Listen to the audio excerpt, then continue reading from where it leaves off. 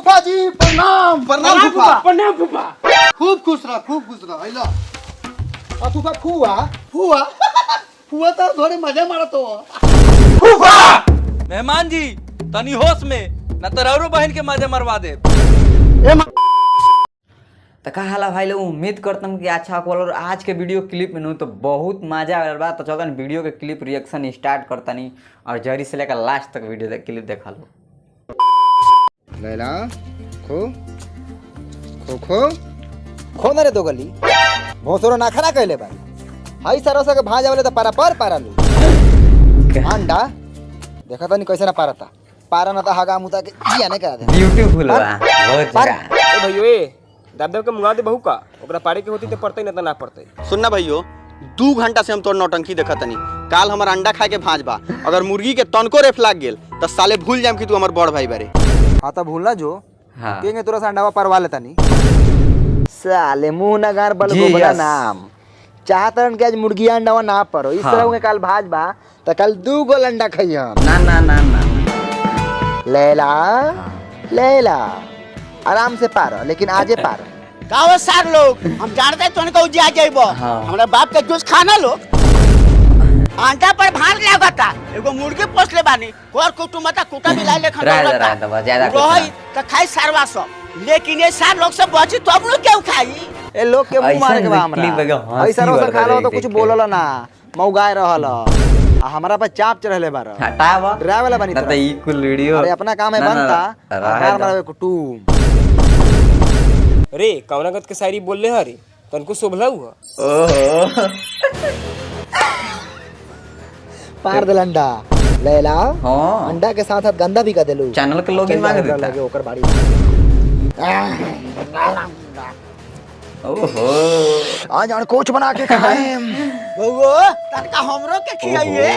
दादा देखा तारा उतने बहुत बा सूंगे दे हमारा ही ना खियावे के बात करत रहो बहुत गजब सीन बा, मतलब बनाने देखे क्या में बताइए? एक्टिव लगा था। हाँ ना ना ना रहे दो ए मां ये ढेर ना तनका तेल बेसी रखिए अंडा हाँ। फूलो के चाहिए का होला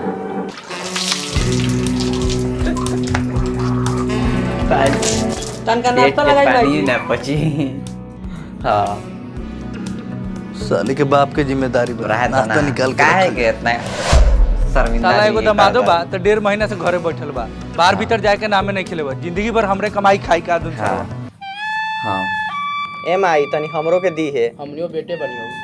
हाँ इंटरनेट करेगा क्या सब कुछ हंसावे कर दी। ये बात सही बात अंडा छुआ है। गेल नु तो चूल्हे फोड़ाई आज हाँ तोहर बाप ने चूल्हा बनेले बरन फोड़ दिया। हम्म, नी पुतरो कहीं के। हाँ हरिओम हरिओम हरिओम। हाँ बना लो वो से कोई दिक्कत नहीं है। हाँ, बात सही बात। धर बोधर तंगा तुर ले। ये थोड़ा बाद हंस में मजाक अंडा कोड़ा करती है। खाई। हाँ, सही है। धर रे चाड़वा धर अपना जंगल है गाँव मौगा। में ठूस ले धर। हर घर में अंडा खाना बनी त खाएं हाँ क्यों निकला देखा बाहर क्यों आइल बा। ए सुना तानी रहे देखी ना दो, क्यों रहे दो। चिल्लाता। तू कहाँ जा रहा है अरे भाई कुछ चीज बेचनी है पैसे की जरूरत है भाई? चीज क्यों बात बेचनी है, सही थोड़ा बात, कमा गलत लेना। सोची। और कैसे कमाऊँ एक जॉब करने की सोच रहा था पर इस जॉब से टाइम ही नहीं मिल रहा है तो ये बात है तो तू कॉफी ट्रेडिंग ऐप क्यों नहीं यूज करता ऑक्टा बात एफएक्स की सही तरफ है। से? क्या ओक्टा एफएक्स हाँ ऑक्टा एफएक्स के बारे में तेरे को नहीं पता? ये दिल्ली कैपिटल का न्यू प्रिंसिपल स्पॉन्सर भी बन गया है और तो और इंडिया का बेस्ट फॉरेक्स ब्रोकर 2022 भी है। तेरे को तो ये अगर वीडियो आप में सभी बहुत अपने पैसे मजा को आता काम पे है। लगाना सब चाहते हैं तो एकदम, डिस्क्रिप्शन में दिए हुए लिंक पे जाओ और वहाँ पे आप लोगों को मिलेगा एक एक्सक्लूसिव और देखला के बाद बहुत अच्छा लगा था आप तो लोगों ऑक्टा को। एफएक्स बेस्ट ऐप है एक्स्ट्रा इनकम के लिए। कुत्ता लेखन कौन चिल्लाता रे? के बा? ए बा आदमी नहीं के चिना है। ना तो पहले एक वीडियो गिलास पानी बना ले आओ पूरा करे के बा। हाँ सर। प्रणाम। अरे सतरंगी बाबू का समाचार बा? अब बड़ी दिन बाद पूरा वेशभूषा बदल के फूफा जी प्रणाम। प्रणाम फूफा। प्रणाम फूफा। खूब खुश रह, खूब खुश रह। आइला परावे को पड़ेला। ये बात सही बात बा। फुआ फुआ फुआ तो थोड़े मजे मारत हो। मेहमान जी तनी होश में न तो रौरो बहन के मजे मरवा दे। ए महाराज माजा मारे के मतलब गलत का समझतनी। घर में पंखा लागल बा, गैस पे खाना बनता, वॉशिंग मशीन में कपड़ा पिचाईता, ये सब मजा ना बता का बा। फूफा तो बात ठीक है कहत हो पापा नु अपन दोगल अपन सोचल हवा हां पकड़ इधर बैठ इधर। और ये यार मार दी। तब मेहमान जी राउर बहनिया माजा मारा था कि ना? कोनो ठीक बा, माजा मारते होई। पीछा बा। धनी घर में शादी भेल बा, एसी में रहला आ खाना पीना नौकर बनावेला। ई सब तो भगवान के मर्जी बा।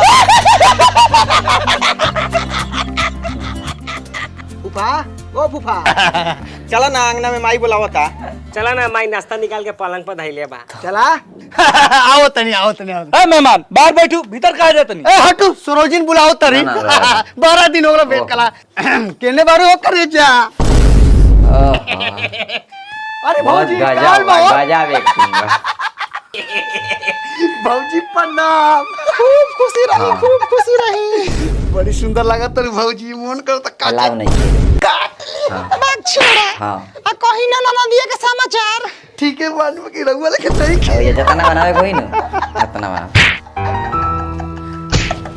ना YouTube बैंड हो जाए अगर ऐसा चली। कथी भौजी ए राउटी देख हमरा दिले घबरा गेल, हम समझनी कुछ और। तुम्हारा गंदा गंदा बात सोच के तुम्हारा गंदा गंदा हाँ। बबू रे फूफा जी के बैठे लगा कुर्सी लिया आवा जा। ई रोस्टिंग रिएक्शन कैटेगरी के तोरा के कॉल हुआ कि हमरा के? तोरा के माई ना है तो हमने आंख मारे आवेला ठीक बा। ओ पापा के पापा जाके कुर्सी ले आओ, फूफा के बैठेला माई पास होला। हटा दे। तू सरा खड़ा हो के मतारी की खेला देखा तरह जो साला जाके कुर्सी लिया। हम एक आई जाई हो, एक ने कहला कहला, एक ने के तोर बाप हो कि बाप के बाप के बाप हो। वाह कथी कहले रे साला? बाप जाएंगे बतिबे। तेरा बारे में पुत्रा मुआ ना दे हमरा लइका वा के। ए चुप बसली तू चुप। घर आ अरे बोलू गया। तो आज पिठा से फाड़ा। अच्छा जाए दो भाई साहब, खिसियाओ ओहो। मत, हम खड़े खड़े ठीक बानी। ए चुप साला चुप। ना, ना, तोरा ना, से ना। बोले नहीं कि जा मऊगाठी कहीं के। कर कुटुम आवले तो दूरा पर बैठल है। प्रेम सुरसुराइले घर में प्रेम। घुस गेलन सरोजिन से भेंट करे।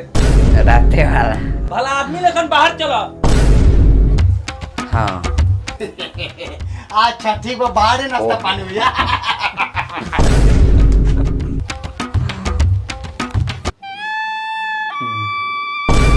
बात अब से सही बैठल बात बानी, बा। सारा नौटंकी देखो हाँ। तनी, भिखारी ना हई, घर के दामाद हई, पुरनका। फूफा नायका दामाद के घर में तेल हिस्से खेती नहीं बनी थे। अब पुरानका हंसावे दामाद खातिर के बनी। लाड़े पूछता। एगो काम करो ना फूफा, ई घर वाली के लिए बना बनी। लो। हाँ तो लिखवाइए ले हम, जहाँ एक बात बार सही ठाननी तब तो 2-4 कट्टा लिखवाइए ले। वीडियो बनावल गइल बा। हमर लड़वा हिलाओ ना सौरव के बेटा। चलो लो हां यार और लाइक बाबूजी कर और दिया अगले वीडियो बार के लिखवा ले बा। और चैनल ओ के भाई, सब्सक्राइब नाश्ता कर दिया करबा लो। कि भूखे रखबा। मिली नाश्ता इतना छटपटी कथी के बा? भूखे मरल जाता रे का? आइले सरसराइले घर में घुस गेला। आय जो बउआ से जो फुपाला नाश्ता लेके आओ। ए भैया चल नाश्ता ले आओ जाओ। ए जो कोनो पहाड़ ले आयो के तो उम्मीद नाश्ता करता ले हूं आवे, अगर 4 वीडियो आदमी पसंद जाए। लागल होई जैसे तो कोनो लाइक आदमी मरल बा, कांधा कर। ये देख के वीडियो आवे देख के के बा। बहुत मजा आइला और बहुत हंसी ज्यादा मजा आ रहा है। ये वीडियो बताओ लोग देख के कमेंट मारियो लोग कैसन लागला, अच्छा लागला कि ना लागला, ठीक है। ये वीडियो देख के बहुत मजा लागला, बहुत आइला फूफा पानी। तो उम्मीद करता हूं ये वीडियो पसंद आया। अरे साला अंडा हमारा अंडा ले ले। ए भैया माई दे ले कलैया फूफा खइहन। ए गार मारी फूफा के, हमारा अंडा कोनो सारवा ना खाई। अंडा गीत साला के फुपा तू खा। खाओ कुटुम खाओ, डराओ मत। ई साला अंडा का बच्चा बा। ए फूफा अंडा के खाइल पूरा गांव बाहर निकाल दे हम। अगर अंडा के छू देला नु ता तोर से परवा ले हम। ए कुटुम खाओ रहुआ हम बानी नु। फूफा अंडा के छू देला तो तोहर मुंह छुकर के तोरा गार में साट दे हम। खाओ मेहमान खाओ ठीक है।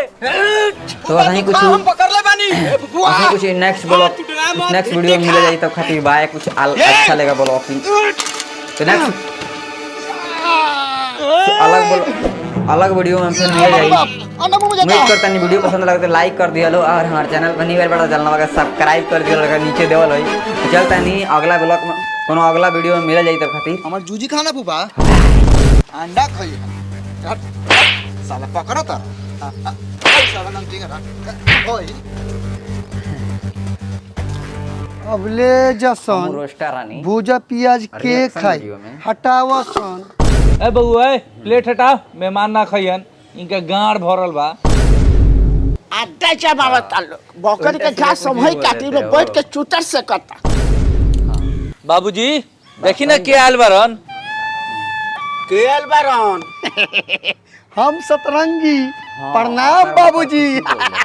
खुशी नहीं काहे ला ओइनी हो मुंह मरवा गए बनी साला घर में कोनो इज्जत नहीं के कोनो टीखिला होता कोनो अंडा छीनता कोनो घर से निकलता है 10 रुपया वाली का 10 रुपया राक्षस कह राक्षस अंडा हमर काय खाला बिना पूछ ले अरे हम कहा जानी अंडा कहाँ से लेके आए लो मुंह में तो ना पड़े देले हो छीन के खा गेले हो।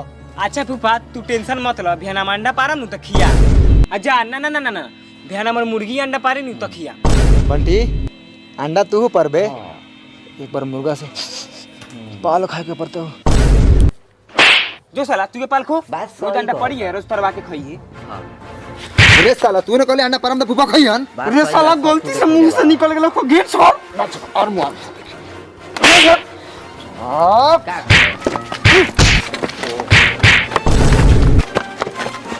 नहीं आया। उठे फूफा ए हटी रहुआ उठी फूफा जी। अरे बाबू बाप बउआ जी बैठावा कुर्सी पर ए हटी क्या बात है?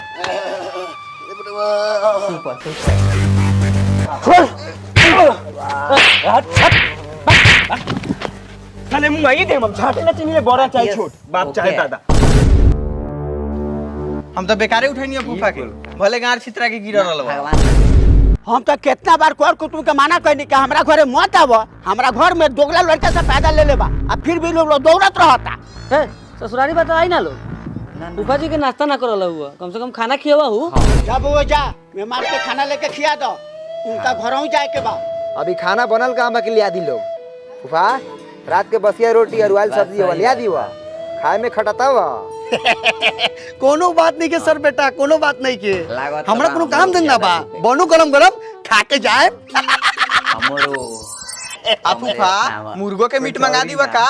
ना ना ना ना मुर्गा के काहे ला लिए खस्सी के लिए आवा खाए में बड़ी मजा आई। केहू सार हमरा से मीट का पैसा मांग लेलक नु तो उनका मुंह में लार घास दे।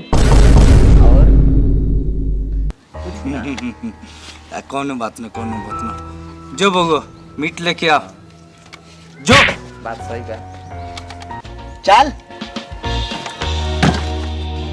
भैयो रे ठीक कहले हम मीट ले आवेला आज फुफ्फे के बहाने मीट चापल जैसा साला रोज रोज अंडा खा के लवंडा बनल बनी सा भइयो रे अपन बापुआ हाथवा पर बड़ी जोर से मरले हो। बहुत जोर से। हाँ अच्छा कोनो बात नहीं के एक पीस बेसी खाइए सारा दर्द दूर हो जाएगी। हाँ पाहुन इतना करिए काहे बानी फूफा जी चिमनी में काम करीले भोर से कह इतना झोकड़ल काहे लागे तनिया। बताबो फूफा जी राउरो मुहुआ गधा के फूलल गांड लेखा लागता। अच्छा दमाद जी मानदान होकेला कि ना कि हमरे लेकिन रोज रोज बेइज्जत होकिले। मानदान हमार झाट होकेला और वो से बतर दशा होकेला लेकिन चाहेला कि कब चल जाओ लेकिन हमू खीसे खूटा गाड़ के बैठल बानी 1.5 महीना से। ठीके कहत तनी पाहुन एगो हमरो समय रहे घर में जाते गोड़ धोआए लागे आ मीट मछली से घर गम गम महके। ठीके कहतानी फूफा जी लेकिन आज के समय बा मीट मछली तो दूर के बात बा हई सरव से खाली पाद महकेला। अच्छा ये सब बात ठीक ठाक नहीं के लेकिन मिठुआ होता ताले आराम कर ली। न्यूज रिपोर्टर तो पहले मजा लेला सन। यस इस्माइल भाई गोल पीस काटा गोल पीस।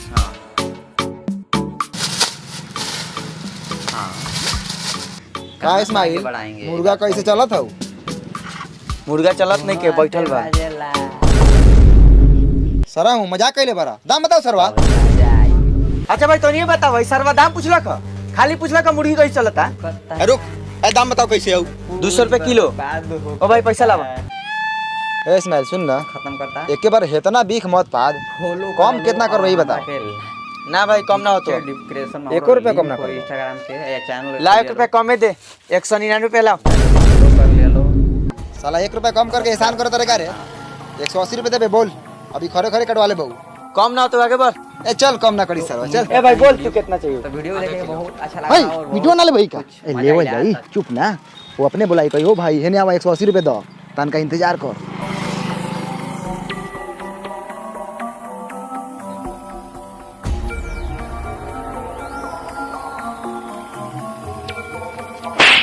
कहाँ बोला लोग रे साला साला दोगला बारे है ना बोलेला खा चल ले लेवल जाई चल हम रोस्टर रानी रिएक्शन इस्माइल है 2 मिनट 1 किलो सरवरा कम कर बेटा आई धर 200 रुपया अपना गाड़ में खोस ले।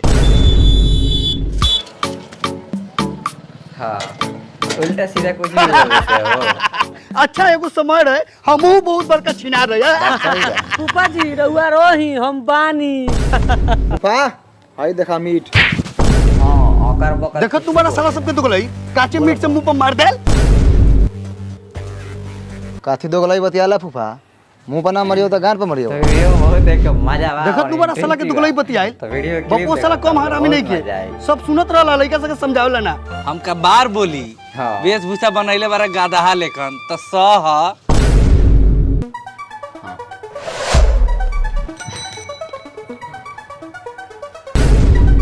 प्रणाम मौसा।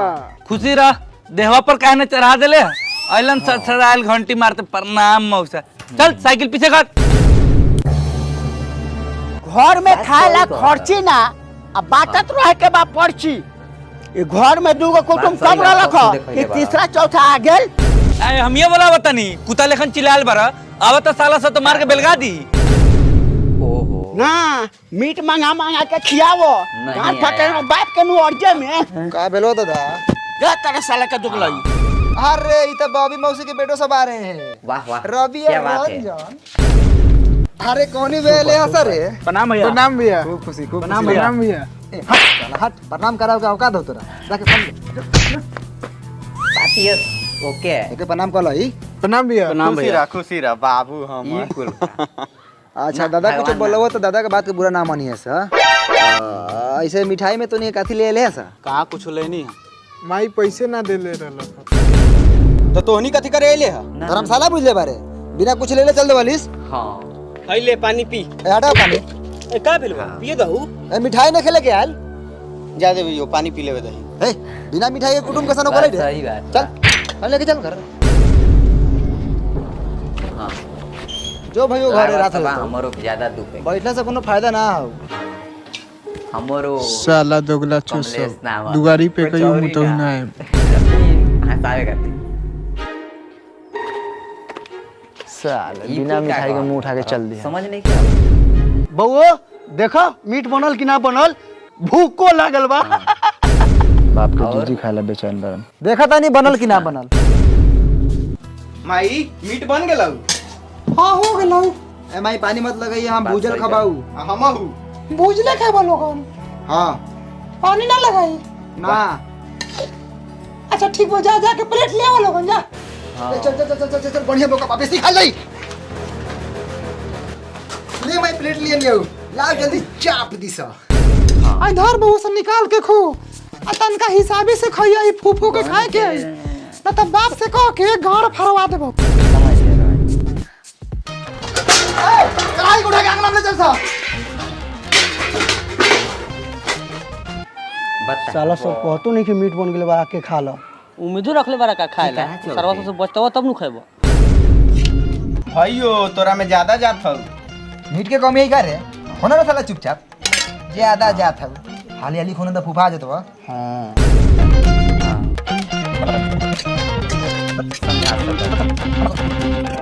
हाँ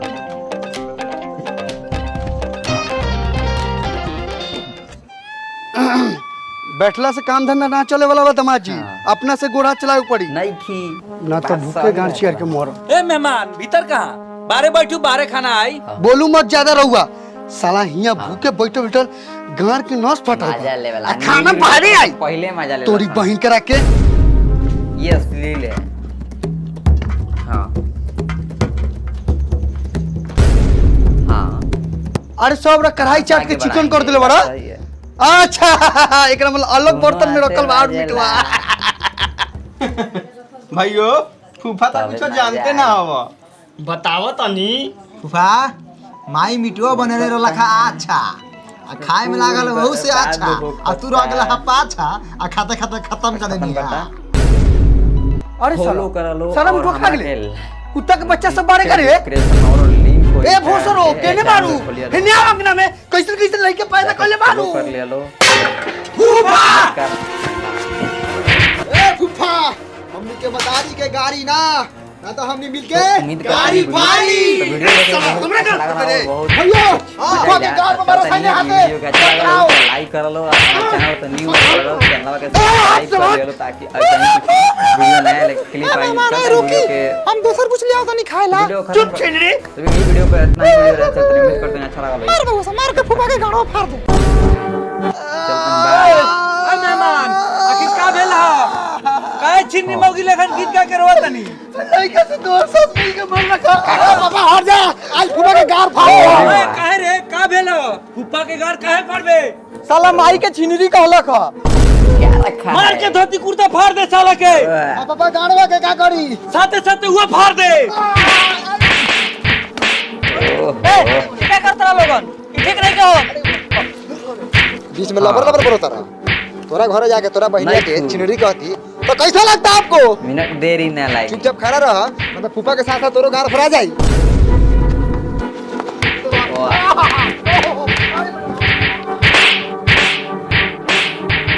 बाकी है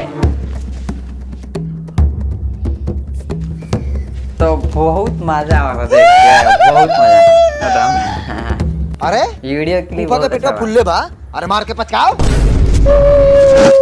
ना कर जाला रुक अब तोरी के फुआ के बुला के लिए अब तब तोरी के हम बताए कि फूफा जी के कितना मार मरने वाले तइका देर आ रुक जा फूफा तइका देर ओकरा बाद तो हमने हगाइए दे हम सब